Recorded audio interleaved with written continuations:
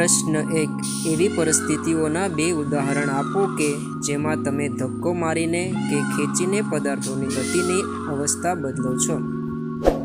જવાબ: હોકી દ્વારા ફટકારેલ દડો. 2. ડંકી દ્વારા પાણી ખેંચવું. પ્રશ્ન 2. એવી પરિસ્થિતિઓના 2 ઉદાહરણ આપો કે જેમાં લાગુ પાડેલા બળના કારણે પદાર્થનો આકાર બદલાય છે. જવાબ: 1. કથરોટમાં રાખેલ લોટને હાથ વડે દબાવવાથી આકાર બદલાય છે. 2. માટીના પીંડાને હાથ વડે દબાવવાથી તેનો આકાર બદલાય છે. પ્રશ્ન 3. નીચેના વાક્યોમાં ખાલી જગ્યા પૂરો. કૂવામાંથી પાણી ખેંચવા માટે આપણે દોરડા પર ખાલી જગ્યા લગાવવું પડે છે. જવાબ: બળ. 2. એક વિદ્યુતભારિત પદાર્થ વિદ્યુતભાર રહિત પદાર્થને પોતાની તરફ ખાલી જગ્યા છે. જવાબ: આકર્ષે. 3.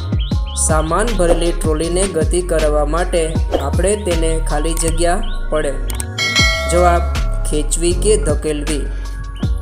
4. એક ચુંબકનો ઉત્તર ધ્રુવ બીજા ચુંબકના ઉત્તર ધ્રુવને ખાલી જગ્યા છે. જવાબ: અપાકર્ષે. પ્રશ્ન 4. એક તીરંદાજ લક્ષ્ય તરફ નિશાન તાકવા માટે પોતાના ધનુષ્યની પણજને ખેંચે છે, પછી તેને બાણ છોડે છે, જે લક્ષ્ય તરફ ગતિ શરૂ કરે છે. આ માહિતીને આધારે નીચેના શબ્દોનો ઉપયોગ કરી નીચેના વિધાનોમાં ખાલી જગ્યા પૂરો.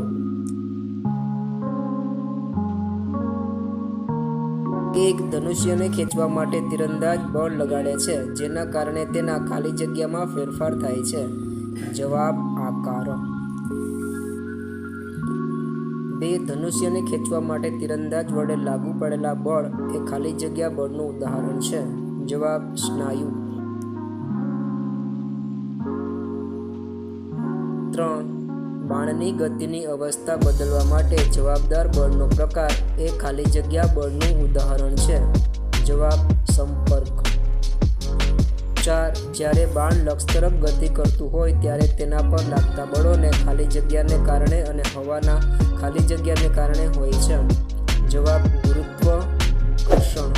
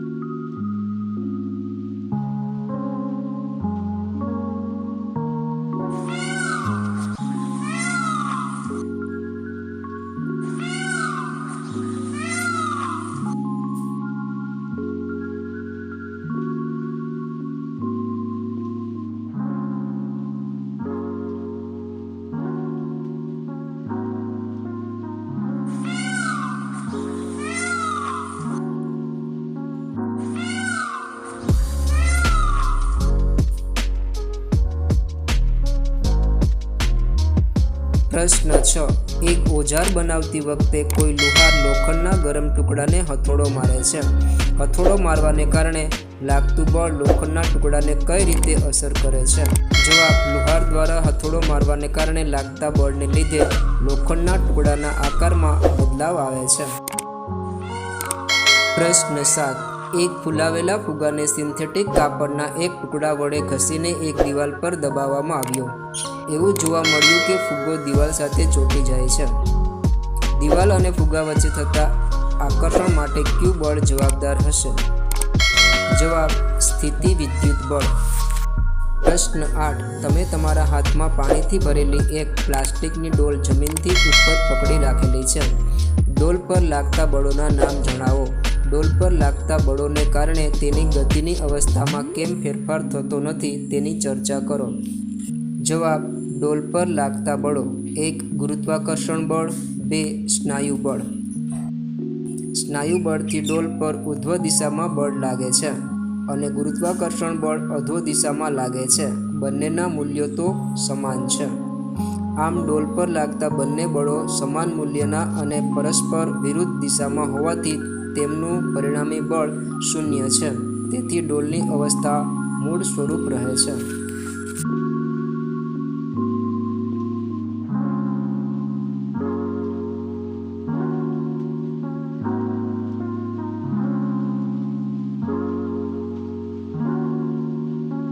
જવાબ: રોકેટ પર લાગતા બે બળો: 1. હવાનું ઘર્ષણ બળ. 2. ગુરુત્વાકર્ષણ બળ. હવાનું ઘર્ષણ બળ જે રોકેટની ગતિની વિરુદ્ધ દિશામાં લાગે છે. ગુરુત્વાકર્ષણ બળ જે રોકેટ પર વિરુદ્ધ દિશામાં પૃથ્વીના કેન્દ્ર તરફ લાગે છે. પ્રશ્ન 10.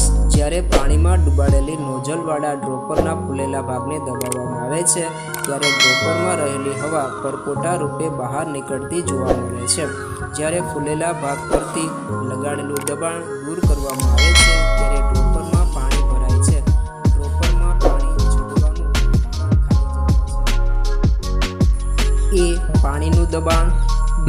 પૃથ્વીનું ગુરુત્વ. C. રબરના બલ્બનો આકાર. D. વાતાવરણનું દબાણ. જવાબ: D.